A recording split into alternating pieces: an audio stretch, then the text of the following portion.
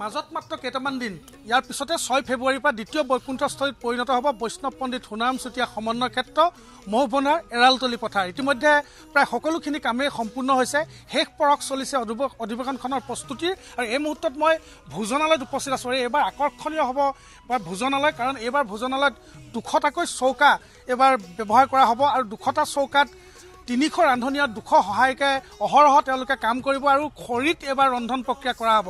মোৰ কাষত আপুনি নিশ্চয় দেখা পাইছে যে কেনেধৰণে খৰিৰ এই মুহূৰ্তত দম কৰি দিয়া হৈছে। এই খৰিৰেই 4টা দিন অধিৱেশনৰ ৰন্ধন প্ৰক্ৰিয়া চলিব আৰু ৰন্ধনশালৰ কাষতে ভোজনালয় নিৰ্মাণ কৰা হৈছে, যিটো ভোজনালয়ত একেটা বহাতে 10ৰ পৰা 15,000 বৈষ্ণৱে একেলগে সিদ্ধ গ্ৰহণ কৰিব পাৰিব। আৰু মোৰ সহযোগী ভিডিঅ' জাৰ্নেলিষ্ট পৰাগে দেখুৱাব যে বিশাল বিশাল চৌকা এই মুহূৰ্তত সাজু কৰি তোলা হৈছে।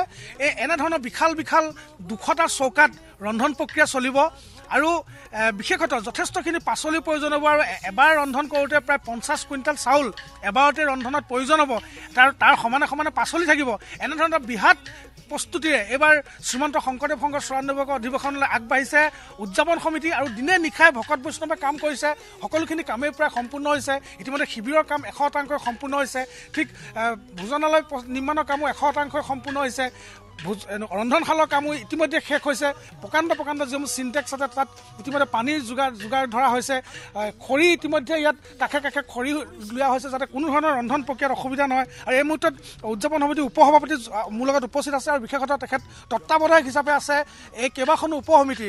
মই পোনে আপোনাৰ ওচৰলৈ যাব বিচাৰিম। এটা বিশাল প্ৰস্তুতি আৰু আমি যি গম পাইছোঁ যে এবাৰতে 50 কুইণ্টেল চাউল প্ৰয়োজন হ'ব, সমানে সমানে শাক পাচলিও লাগিব।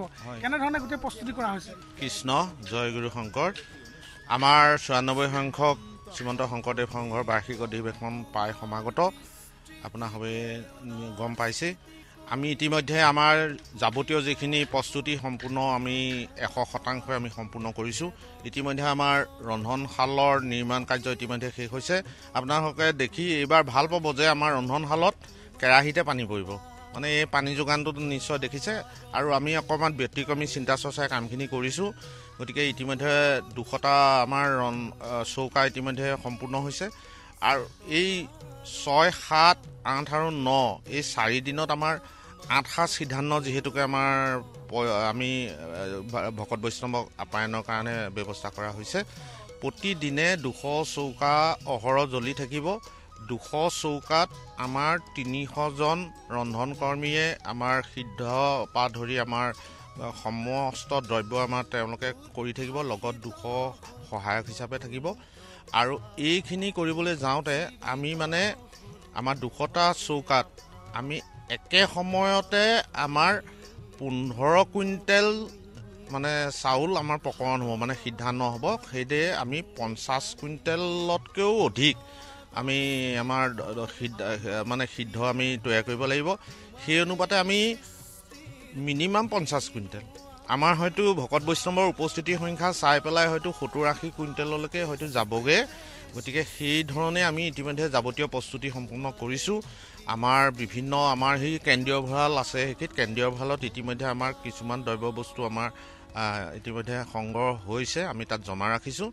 আৰু আমি সেইদিনাখন আমাৰ যোৰহাট জিলাৰ যিহেতুকে 16খন আঞ্চলিকৰ 466খন প্ৰাথমিক আছে, প্ৰতিখন আঞ্চলিকৰ ভকত বৈষ্ণৱ ডেইলি আমাৰ 4খন আঞ্চলিকৰ পৰা 4,000জন মানে পায়ে এই ৰন্ধনশাল ভোজনালয়ত মানে সেৱা আগবঢ়াব। হয়, বৰমানন্দ বৰুৱা, আপোনাক এই মুহূৰ্তত ধন্যবাদ জ্ঞাপন কৰিছোঁ। কেনেধৰণে যোৰহাটৰ আয়োজক সমিতি সাজু হৈছে ভকত বৈষ্ণৱক আপ্যায়ন কৰিবৰ বাবে আপুনি সবিশেষ জনালে, পুনৰবাৰ ধন্যবাদ।